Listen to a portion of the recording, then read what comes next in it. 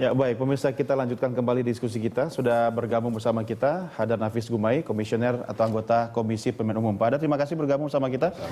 2015-2016 nih kira-kira pemilu serentak. Ya, jadi kami sejak Perpu itu dikeluarkan sebetulnya, kami sudah langsung meresponnya karena itu kewajiban kami mengikuti aturan yang ada. Jadi kami sudah mulai menyusun peraturan-peraturan, ada sejumlah 10 peraturan KPU yang harus dibuat. Pada dasarnya hampir 10 draft itu sudah selesai, tapi baru 3 yang kami bahas dengan pihak luar, ya, dan bahkan 3 ini sudah dikonsultasikan dengan DPR sebetulnya. Nah, jadi dari segi aturan sebetulnya kami sudah siap. Kemudian dari segi penyelenggara dengan aparat di daerah, kami sudah beberapa kali juga melakukan kegiatan konsolidasi dan memberikan pengarahan-pengarahan. Bahkan 3 draft pertama itu juga sudah kami berikan kepada mereka dan mereka juga sudah mulai sebarkan dengan catatan ini belum ditetapkan. Nah, jadi saya kira dari segi penyelenggara kami itu sebetulnya sudah siap kami laksanakan. Baik tahun ini ya, yang kami sudah susun berdasarkan Perpu yaitu di bulan Desember tanggal 16 atau di tahun berikutnya. Tentu dengan tahun berikutnya kami akan punya waktu lebih panjang lagi. Kita semua punya waktu lebih panjang lagi. Nah, tapi sekali lagi tidak tepat kalau dikarenakan kami yang tidak siap untuk menyelenggarakan ini. Jadi mau sekarang atau tahun depan KPU mah siap-siap saja ya. Tapi situasinya kalau ini seperti sekarang, kami diminta untuk menunggu. Jangan dulu ditetapkan peraturan misalnya begitu kan. Berarti oke, kami akan tunggu. Nah, kalau sudah ditunggu, boleh nggak kami menetapkan langsung tahapan itu dimulai? Nah, ini kan juga jadi pertanyaan. Nanti akan ada yang meminta, enggak, sosialisasikan dulu. Nah, begitu kan. Ini menyangkut tahapan-tahapan kan? Betul. Jadi satu pun tahapan pelaksanaan belum bisa kami laksanakan karena peraturan belum ada yang kami tetapkan. Jadi terus saja kami melakukan namanya tahapan persiapan. Artinya secara paralel upaya persiapan tetap dilakukan sambil menunggu. Betul. Kami tidak berhenti. Sekali lagi sejak Perpu dikeluarkan dan kemarin kami sudah siap untuk langsung, tetapi kemudian di rapat dengar pendapat setelah mereka memutuskan, DPR ini memutuskan Perpu ini diterima dan akan dilakukan perubahan, itu disepakati untuk tidak dilanjutkan dulu. Kami menunggu karena ada sejumlah perubahan yang akan dilakukan. Ya, ini terkait dengan adanya keinginan penyempurnaan dari panja di DPR. Betul. Tapi Pak Hadar, kalaupun pemerintah ngotot untuk tahun 2015 sekarang ini, dari perspektif teknis penyelenggaraan, apa yang menjadi kendala utama sebenarnya? Saya kira yang paling utama adalah anggaran. Kemudian yang kedua tentu merubah set yang sudah kami persiapkan ke Desember. Nah, jadi, tetapi kami menunggulah. Yang bisa dibuat tahun ini itu artinya tahapan-tahapan ini kan menjadi pendek. Betul. Pendeknya tuh yang mana gitu. Nah, jadi ini juga menjadi pertanyaan untuk kami. Kalau ada pendeknya, kalau pendeknya sesuatu yang selama ini belum pernah kami lakukan, katakanlah itu uji publik. Saya kira tidak akan mengganggu terlalu banyak untuk kami. Jadi silakan dipotong yang mana. Apakah kita mau kembalikan seperti pola selama ini, di mana tahapan pilkada itu 6 bulan sebelum pemungutan suara dan 2 bulan sesudahnya. Apakah demikian? Nah, kalau memang mau dilakukan dan betul tanggal 17 atau 18 ini ditetapkan, maka kami butuh lagi waktu kira-kira 1 sampai 2 bulan untuk penyesuaian peraturan-peraturan ini. Kan peraturan ini baru draft. 1 bulan dari tanggal 17 kalau jadi ya. Betul. Nah, itu kan draft yang baru sesuai dengan model perpunya, model undang-undangnya. Tetapi setelah dirubah, itu kan harus kami rubah lagi sejumlah aturan itu.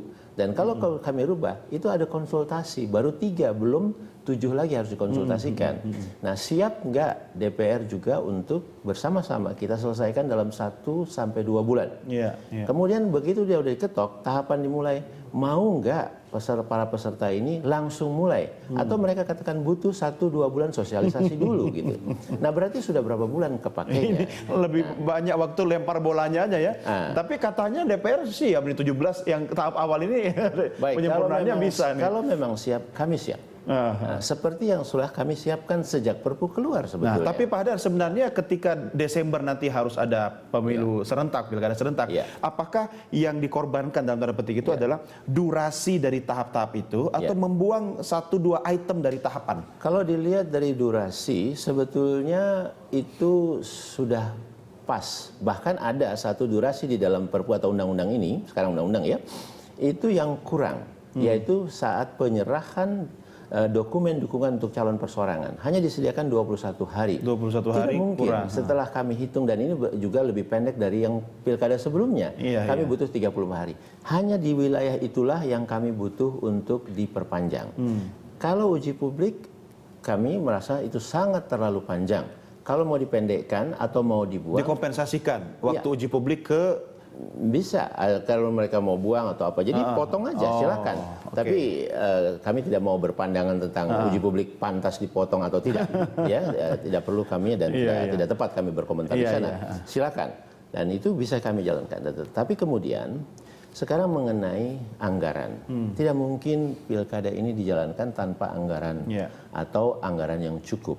Nah, ini ada beberapa daerah yang masih belum mengalokasi anggaran untuk yang tahun 2015 ini. Itu walaupun itu sangat minim, hanya 3 daerah. Tetapi yang lain itu juga masih banyak yang jumlahnya masih belum cukup. Jauh dari apa yang kami mintakan. Anggaran cukup pun akan banyak persoalan yang muncul gitu kan. Saya kira itu kekhawatiran juga. Nah, ini Mas Didi tadi Anda mengatakan kalau 2016 Juni itu layak lah ya waktu pelaksanaan. Tapi KPU siap-siap saja kok sebenarnya kalau memang tahun ini dilaksanakan. Iya betul, siap. Tapi dengan catatan ada kepastian bahwa revisi Undang-Undang Nomor 1/15 itu membuat durasi 10 bulan sebelum pemungutan suara menjadi 6 bulan. Selesai kok minggu depan, tenang aja. Kalau itu ada kepastian itu sih menurut saya KPU sudah bisa memulainya, karena dengan kepastian seperti itu kan tahapan mulai Juni. Kalau dihitung mundur, KPU punya waktu 2-3 bulan untuk membuat 3-4 bulan untuk membuat dan mensosialisasikan peraturan. Itu kalau memang pada saat 17 Februari tadi diketok dan dipastikan tahapannya 6 bulan sebelum pemungutan suara. Tetapi kalau tidak, ya katakanlah pertama kalau misalnya tahapannya nggak berubah, itu jelas nggak mungkin. Nggak mungkin, apalagi memenuhi permintaan Presiden Jokowi itu September, itu jelas nggak mungkin. Bahkan ketika dipotong 6 bulan pun itu nggak mungkin, karena tahapan harus mulai Februari ini. Gitu. Tapi sebentar, saya tidak tahu kenapa Presiden memilih September kalau memang harus dilaksanakan. Ya saya nggak tahu persis, tapi menurut ini analisa dan dugaan. Kalau zaman Pak SBY saya ngerti, kalau tahun Pak SBY bulan September. Ya karena menurut saya sih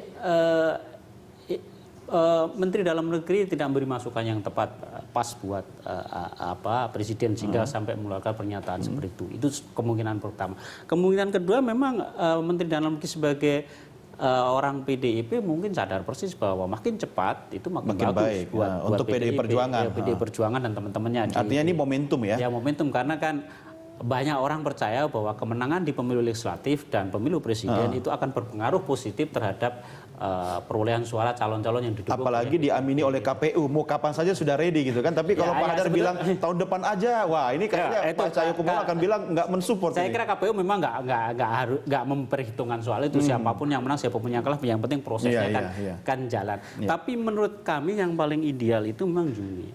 Coba Anda bayangkan, pilkada bulan Desember, banjir di mana-mana, tanah longsor di mana-mana, di laut udara nggak enak, di gunung kekacauan cuaca tinggi, jadi distribusi logistik juga terancam. Makanya itu nggak logis sebetulnya, nggak masuk akal kalau pilkada itu dipaksakan bulan Desember. Bahkan bulan Februari pun kita tahu di Jakarta ini banjir besar selalu terjadi bulan Februari. Ini soal logistik ya, distribusinya. Ini kan nggak ada ketidaksadaran dia membuat undang-undang bahwa ada hal-hal yang sifatnya alamiah yang memang harus mau nggak. Tapi itu sudah mengemuka kan sebenarnya soal. Betul. Jadi kami sempat juga diminta masukan. Tentu kami selama ini tidak akan berikan sebelum diminta. Iya. Nah, terkait dengan ini kami pun berpandangan sebaiknya tidak dilakukan di bulan-bulan di mana kita musim hujan. Iya.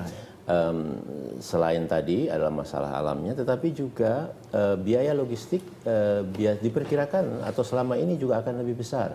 Karena kalau daerah-daerah yang hujan dan ada gelombang tinggi, itu akhirnya kita akan tertunda, atau kalau toh kita mau tepat waktu, kita harus menggunakan transportasi di luar jadwal yang kita harus menyewa dan artinya kos lagi kan? akhirnya menjadi sangat bertambah. Oke, baik. Soal itu kita akan perdalam di segmen berikutnya. Pak Hadar, kita break dulu. Pemirsa tetap bersama kami lanjutkan sesaat lagi.